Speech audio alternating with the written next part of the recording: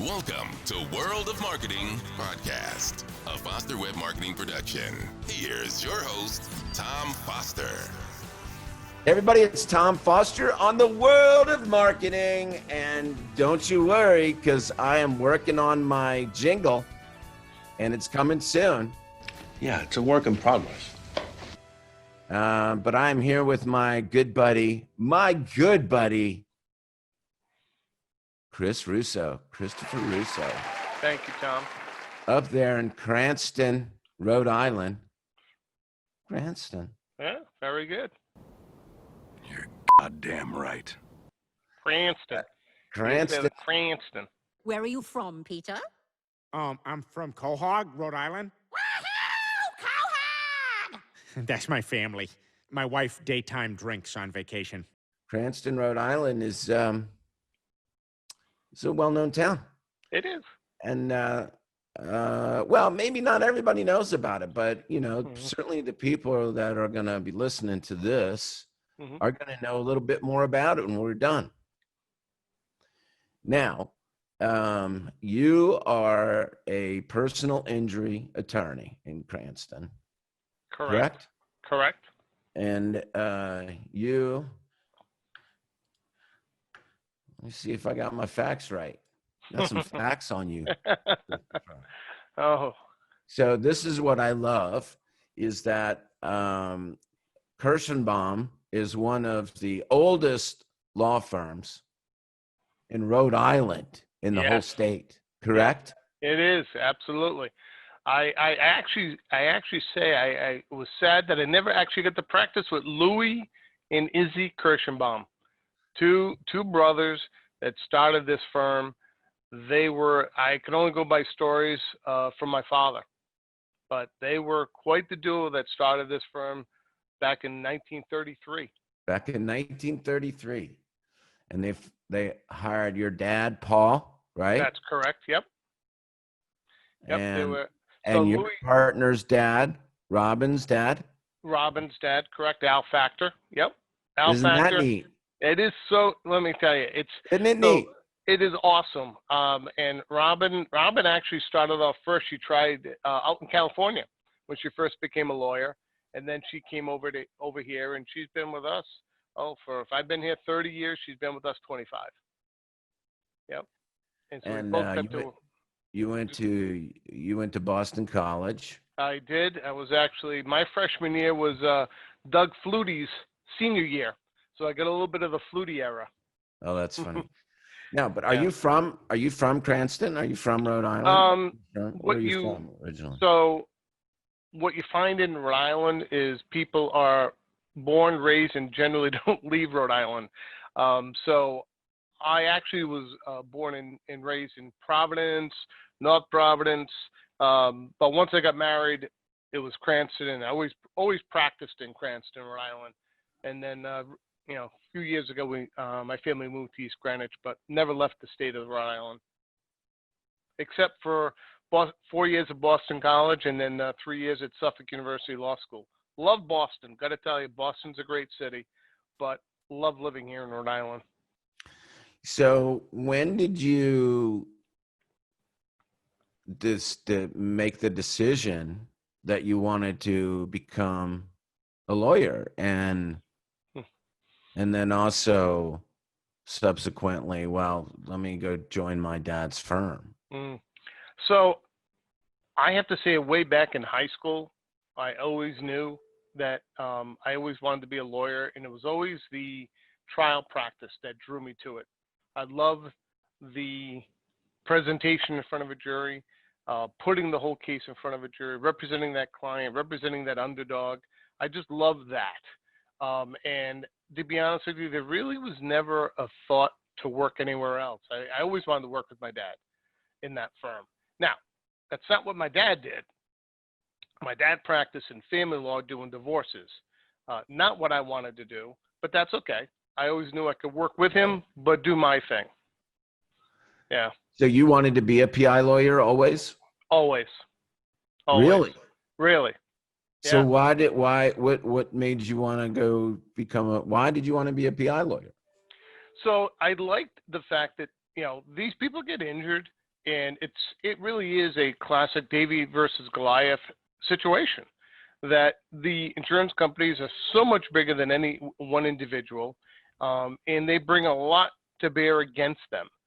And so I feel like it's fun fighting for that underdog who can't speak for themselves, and I like going up against them.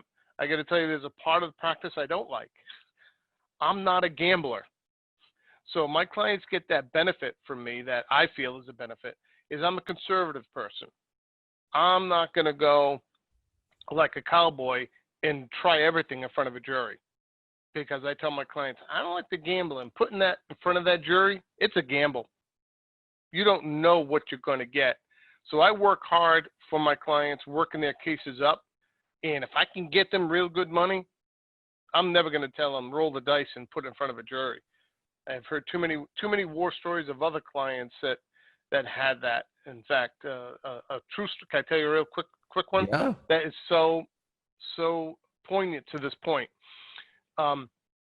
Person got injured at the dog track, broke his neck.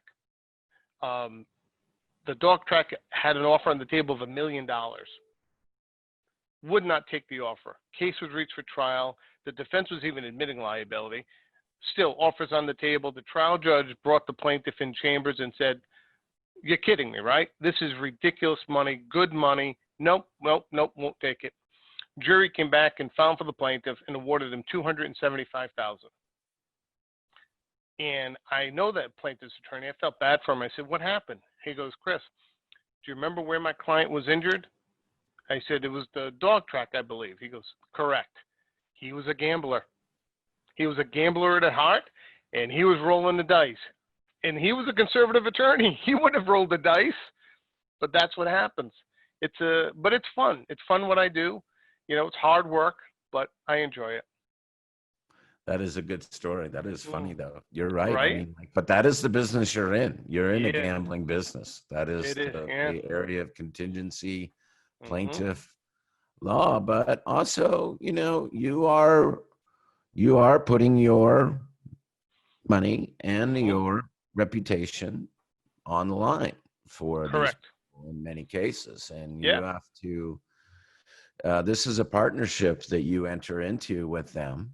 Hmm. And it's a partnership based on honesty, their honesty, Hmm. their honesty yeah. with you. Absolutely. It's so crucial. So Right. crucial. I don't like finding out surprises in the middle of a deposition or trial. It only hurts them. Yes. Well, some of them don't think so. Of course not. No. Of course No. I mean, and to your point about our reputation, attorneys are fools to think the insurance companies don't look us up.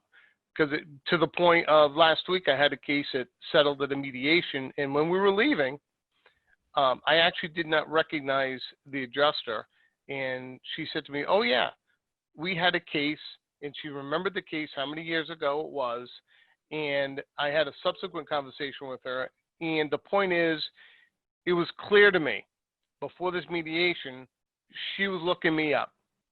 What that other case was, I'm sure she looked at how hard we pushed it, what we settled it for, and knowing, and that helped my client in this case, because she knew that we were one that I was not going to just fold my cards with any offer. Yeah. Yes. Good reputation. Your reputation. Big. In fact, I got to do some. I got surprised the other day. Shows you how far my reputation goes. So I'm representing this client now on a trip and fall case, and we were talking, and she said, "Well, don't you remember how I found you?" I said, "Honestly, I don't." And she said her son lives in San Francisco, and he knew an assistant district attorney in San Francisco who said, "Call Christopher Russo, Kirshenbaum. Those guys are the best." I said, "San Francisco?" I said, "My reputation's cross country now. I honestly don't know who the ADA is." Who's that guy? I know. She didn't know the name. I got to find out the name to thank him. I got to reach out to that guy. Yes, I know. Well, that kind of brings me to my next point. A good segue there. And we didn't even prepare that. We didn't. But that's, we, you and I were talking about coming up with the campaign 2 years ago, I think. Yep. When we came up, and Jim Foliard and I came up and spent some time in your town, and we're going to talk a little bit more about that too. Yeah. Town, which is very interesting to me and others, I think. But Jim and I came up and we shot a lot of video footage of you and other lawyers. You have a lot of lawyers that because you're managing that firm now. Correct. But we came up with this Lawyers for Life kind of tagline theme. But it's interesting that you said that about somebody making that referral. And this is point of the podcast here, as everybody knows, the world of marketing. We're teaching marketing always. And this is marketing.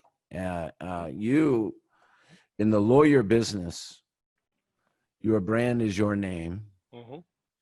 And you are constantly marketing yourself, your name, your brand, your image. You, Chris Russo, you have the benefit not only of your own name, but you have this brand of Kirshenbaum Kirshenbaum of 1933. That's right. How many years? I can't do that. That's high math. It is high math. A lot of years. But that's and it's right there on the strip, right on Reservoir Road, right there. Reservoir Avenue. Yep. It's a main strip. It's a big main strip. That's the main. Everybody goes down that. That's like right there between. Is that like Providence and Warwick? Right. Yeah, like everybody goes down there. Yeah. It's like Route 1 or Route 1 for us here. Yeah. Where you are up there. But point is that in the world of everyone marketing to strangers, which is what especially lawyers are doing, and I get it, because personal injury, like there's not a whole lot of repeat business, not a whole lot of repeat clients. But you have a couple. Well, I'll say this. I mean, I'm laughing because, I mean, yes, you do have some clients who do get in more than one, but it becomes a problem at some point. They're gamblers. Oh, I'll tell you a true story. I end up not representing this person, but to your point, so this person keeps interviewing me for a car crash, and whenever I meet with the person, I always want to know about their history, right? So any other car crashes, and he says to me, well, how many do you want to know about? Is it really? Well, I want to know about all of them. All of them, maybe. And he proceeds to tell me that he had 22 different car crashes. And so I said to him, well, who represented you on all those? Attorney X. Okay. And did he settle all of them? Well, he said all of them except the last one. I said, well, tell me about the last one and why it didn't settle. And I won't bore you with it, but there was clear to me there was a legitimate liability question. Yeah. I said, okay, so let me ask you this. Why are you sitting in that seat in my conference room? Well, because he didn't settle that case. I said, you're not a client for me.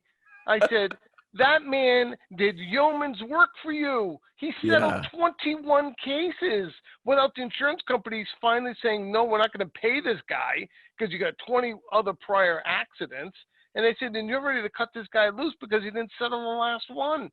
And it's a tough case. How did he find you? He just found us by reputation, Googled us. On the web. On the web, you know. But I mean, there's a question you've always said to me: marketing or cultivating, nourishing your existing clients is most important. Yes, your list, because well, everybody hears it every time, but people buy from people they like, and they're, you know, they're people don't we do not we us regular old people that are not smart lawyers, we do not want to go out and find new lawyers once we get one, unless we don't like you. True. But once we find somebody, a lawyer that we like and we trust, we don't want to find another one. And why would you want us to? And by the way, your firm, Kirshenbaum Kirshenbaum, handles a wide variety of different types of practice areas. Anyway, that is correct. We've always had a reputation of handling estate work, probate work, family court, workers' comp, all versions of personal injury, and corporate work. Yeah. So that family law. You've done bankruptcy. Yep. I mean, like, and if you don't have at that time an attorney that is working in the firm that is doing that, you have affiliates and you have relationships and you have other people that you can refer. And that's important because I remember years ago I had this client for a car crash, literally hired me 2 days before, and I get a message that she's discharging me. So I pick up the phone and say, well, what's going on?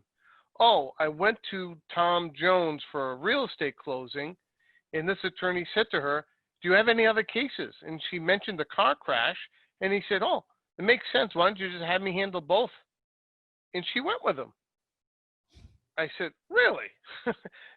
He's handling a real estate closing, has nothing to do with personal injury, but that was an attorney who's willing to poach and steal. So that's why we try to keep people in-house, because sometimes, you don't know what other attorneys are going to say to them. Well, but okay, so you say he's willing to poach and steal, but he looks at it like that's his client, right? Correct. After the fact. Well, I look at myself as first in time. Right. Well, and like that's the thing is like you don't want to lose them. You don't want them to go somewhere else and talk to. You don't even want to be in that position. Right. And the way to keep your clients from doing that is staying in communication with them. Correct. And that's why we have been working on your Lawyers for Life campaign. You do newsletters. Yes. And I will say we've been doing them more through the DSS, which is great. I haven't been doing the hard copy newsletters, but it's true that we have, ever since we started that Lawyers for Life campaign, it has been reminded to me how many clients I have that I've represented them or a family member going back 10, 15 years. Yeah. Yeah. I just had new clients come in 2 days ago. Their poor grandmother got killed in a crash. I represented the granddaughter, the granddaughter's husband, and the daughter of the poor woman that died. We represented all of them. And that's the cool thing. And you just want to, yes. And that's really the lesson is nurturing that your list and because you never know. No. You never know. No. And those people are much easier to work with and much better to work with than strangers coming from Google. Correct.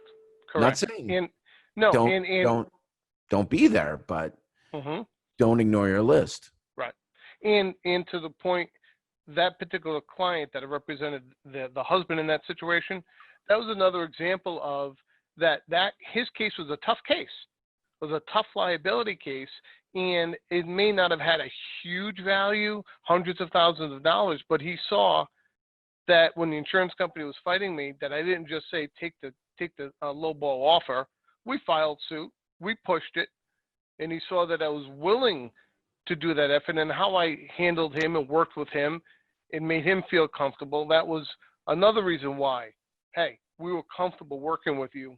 There was no one else we wanted to go to. It That's makes great. a difference. Yeah. You know? So let's move on to another fun little topic, which is the town of Cranston. Yeah. So Cranston is known for some things. One being a Goodfellas town where a lot of good fellas live. Yeah. Right? I will say Cranston and Providence are known for a very high ratio of Italo-Americans, is what you might be referring to, such as myself. There is a very large Italian population. That's right. And as a result, I have to say, the state of Rhode Island is known for having some phenomenal restaurants throughout the state. We have great restaurants and great bakeries. In fact, I felt bad. Very nostalgic, right on very well-known Federal Hill in Providence, Rhode Island. There was a bakery, Shallows, and that's spelled S-C-I-A-L-O, Shallows Bakery, been around for over 75 years, closed due to COVID. Oh no. And it was one of those where the bakers had to keep coming in throughout this period because they had these antique ovens that it was like a 3-step process to keep them lit. And they had to keep going in every day to keep them lit for fear that if they didn't, they wouldn't be able to restart them. And then it just hit the paper 2 days ago that they closed forever. Just cannot sustain due to COVID. Yeah, just happened to be driving by there, and you pick up some nice little pastry for the bring home, bring home some cannolis. Yeah, you got to experience some of that. I did. I got to experience it. Like just walking down the street, everybody knows you. It was totally like being in the movies. Right. But so like there's been some activity in that town, some mafioso activity in that town. Well, there has more Providence than Cranston, thankfully. But yeah, it's not what it used to be. Yes, you can Google and find out. What was it?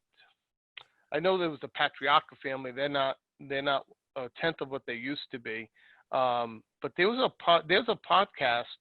I have to think of it. That put on by Buddy Cianci, God rest his soul. He was the mayor of Providence for many years. But there's a podcast that a lot of people listen to. That's really all Crime Town. Yes, Crime Town. that's it. Thank you. Yeah, and people listen to it and it gives you all that rich history of all those personalities. And I have to say, Molly brought it up because when I was telling her about when she was like, "Oh, you're talking to Russo," she was like, "Crime Town did a whole series on Rhode Island Mafia." Yeah. That's right, folks. That's our own Chris Russo is right there in the heart of it. Ooh. That's right. Who knows? No.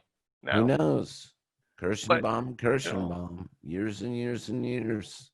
Well, I tell you, it's funny. I say sometimes, there's a lot of people would say there's bad that comes from that, but I feel like the world is also getting very vanilla.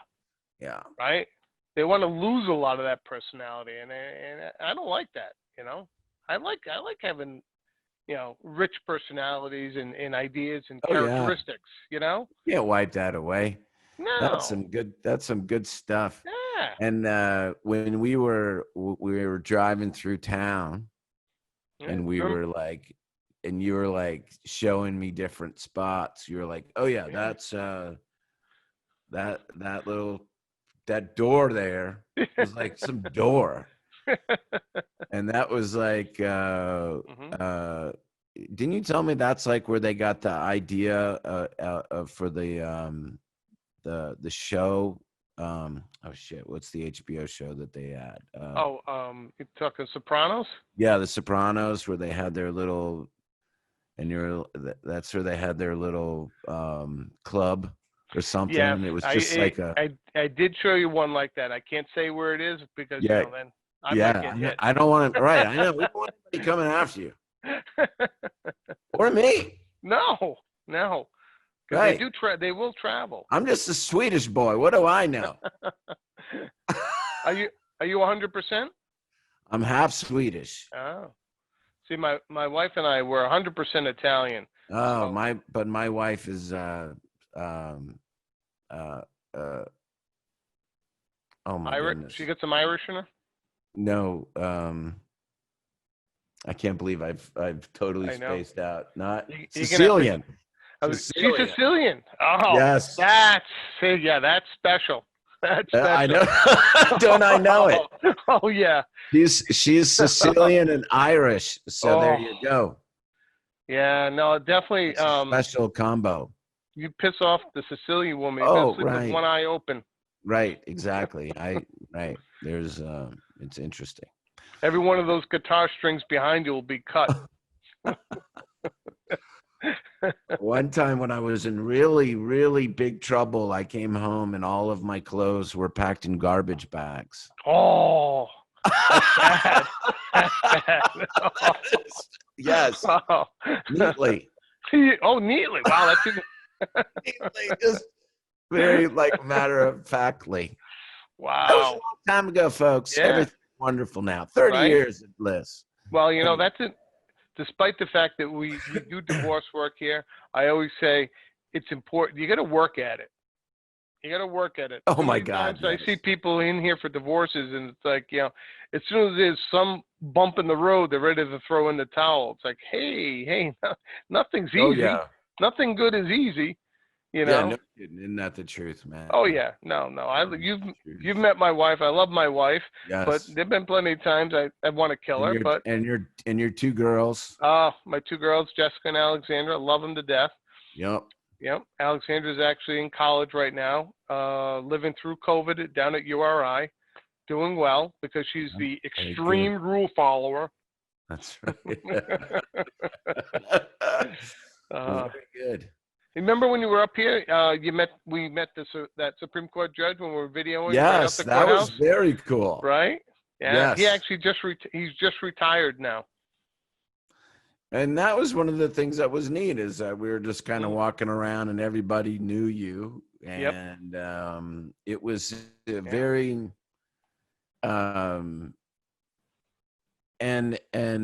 this was interesting because this is the second podcast I've done this week. The other one I did was with Dave and Rob Freeze. Dave Freeze, you know. Mm-hmm. Dave. Yes, I do.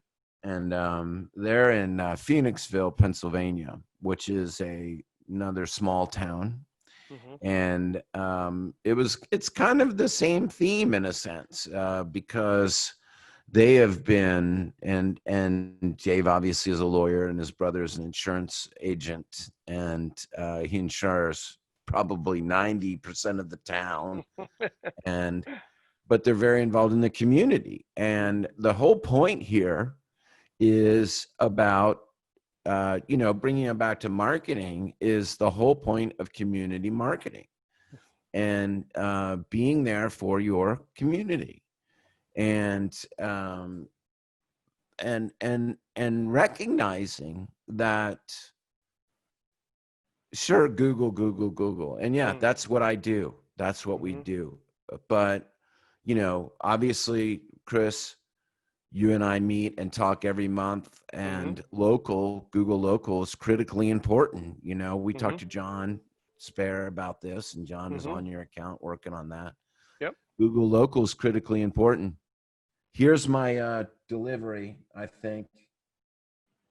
If it is, put me on hold. Here it is. So I'm going to put you on a pause. So go. Hang tight. All righty. Well, that was a brief pause for a commercial that didn't happen. Okay. We were talking about marketing. Yep, marketing to the community. Right. And how the reality is that is so much easier and less expensive and more fulfilling and more self-rewarding and fun, and also gives you better clients in the long run than anything that you can do on Google. No,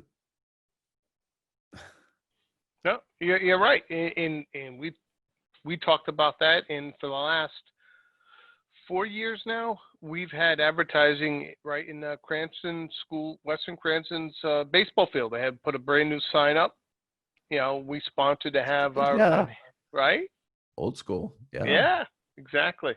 Now people will go to the web. They will Yep. go. They're Oh. going to sit down there, and when they're watching a baseball game, and they're going to I need a lawyer. Tick, click, click, and they're going to type in Kirshenbaum RI. Yeah, and they're going to go to the website, and they're going to like, and or they're going to. Somebody's going to like that person from San Francisco is going to say, you got to use Chris Russo. And then that other person's going to type in, because they're not going to remember that web domain. Yep.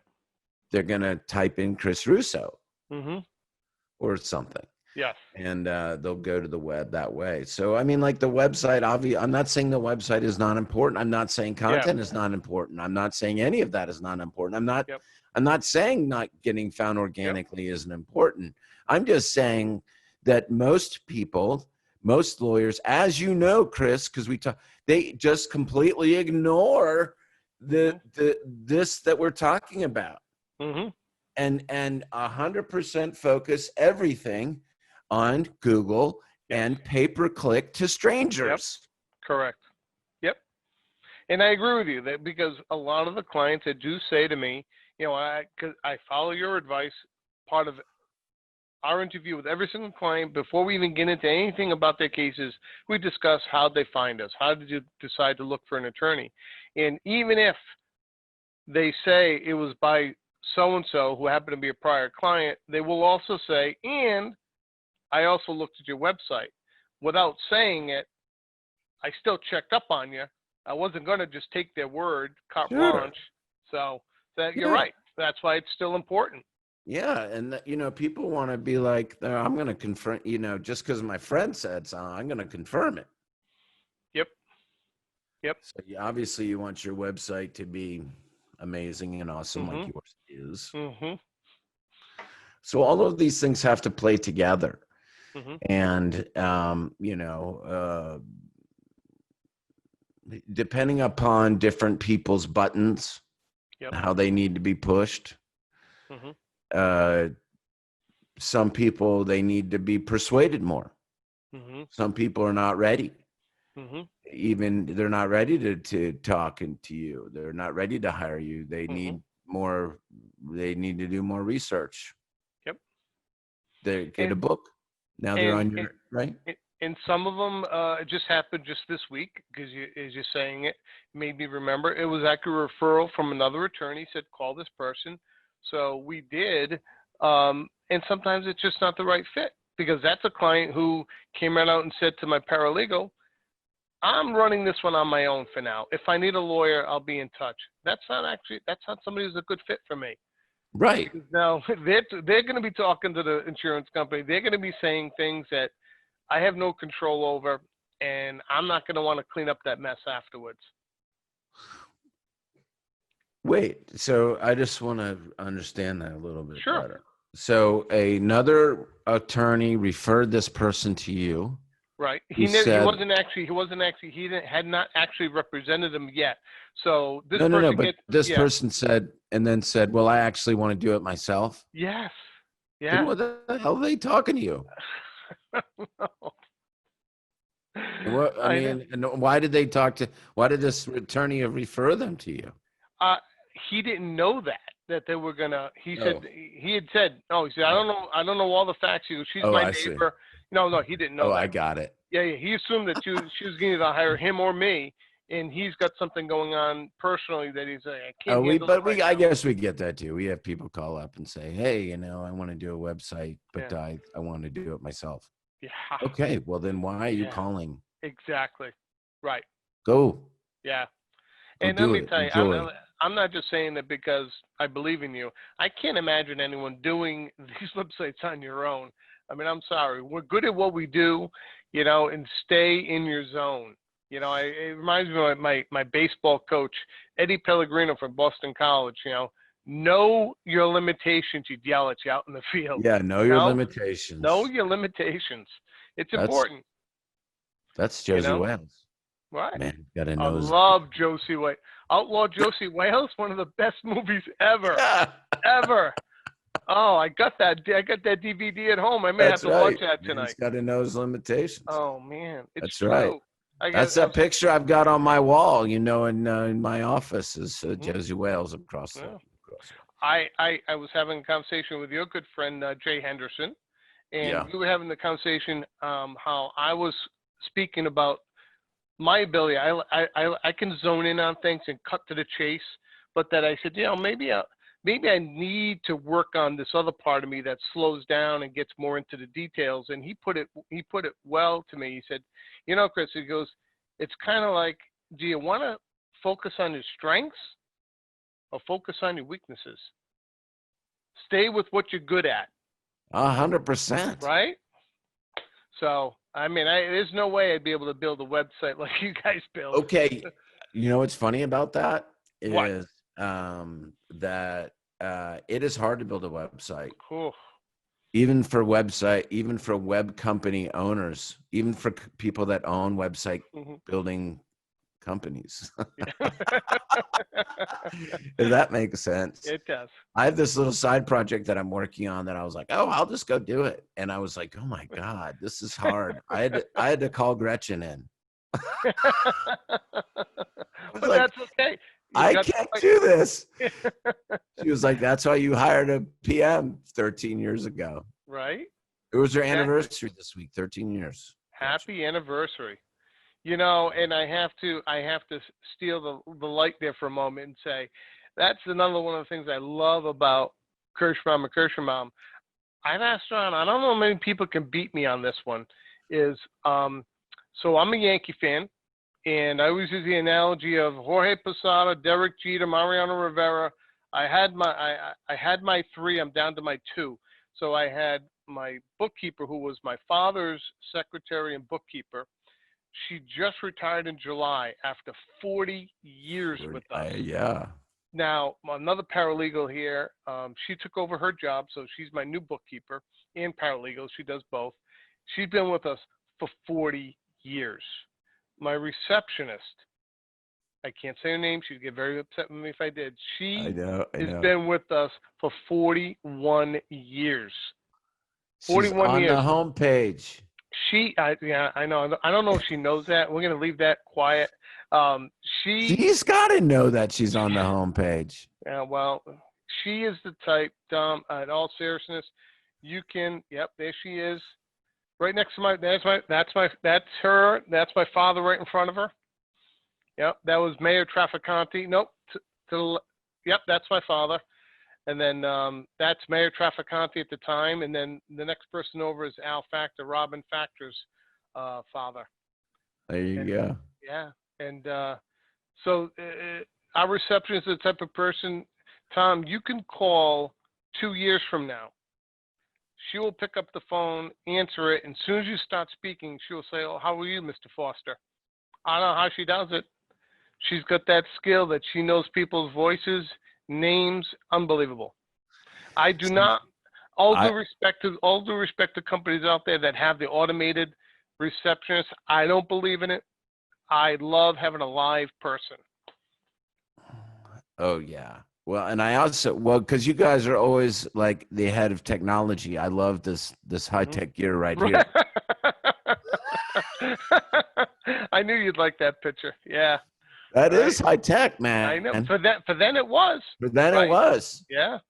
Like, I think that, like, one of the ladies was telling me when I was up there that you got, like, that they invested your dad and Al, like, invested, like, a lot of money in like, technology back in the day. Oh, yeah. Yeah. Like, in the 80s or something, like, early on, back when nobody was doing it. and that for efficiency and Yep. process. Yeah. So No, that was, they tried to stay ahead of the curve. yeah. They were never one try to get whatever equipment was necessary to be as efficient as possible. I mean, I can't imagine now. I mean, anyone out there, right? They can't imagine now with the computers that we have how they used to work back then. You know, with the I know. with the typewriters, and if there was a mistake. Well, and you Yeah. have, but the cool thing is that you have people in your office that can tell those stories still. Yes. Yes. Yep. And that is a neat thing. Yeah. And that is one of the cool things about your town. Mm. You know, it's a little slice of Americana there in Cranston. And I certainly enjoyed spending time there with you. Of course, you're a gentleman. Yeah, we ate well. You always will with me. Yeah. Well, I'll come back after the pandemic, right? I know. Because But, if it wasn't for the pandemic, I'd be down there in the room with you. That's right. But yeah, that's a great place and a great community, and looking forward to more and more success with you, Chris. And thank you so much for working with us. And thank you very much for being on the show with me today. I can't thank you enough. I appreciate it. I always have fun with you. So Yeah. I was looking forward to this. Thank you. Thank you very much. Okay, buddy. And anything else you want to share with Anyone, you all have to come to Rhode Island once in your life. That's Whenever right. I travel outside the state, I always ask people, they ask me where I'm from, and I always say, have you ever been? Too often I hear no. You know, we have a lot of fun things to do, especially in the summer, putting COVID aside. You know, our Newport Beach area, it's a wonderful place to spend a week or a weekend, you know, and you can't, a blind person can't find a bad restaurant in Rhode Island. You'll always have a good meal. And a lot of nice people. Lots of nice Absolutely. people. Yeah. Yes. All right, buddy. All right. Thank you so much, Chris. All right, everybody. It's been Tom Foster and Chris Russo on the World of Marketing. Everyone have a wonderful weekend. Stay safe and stay healthy and be nice to each other. All right. Adios. Adios.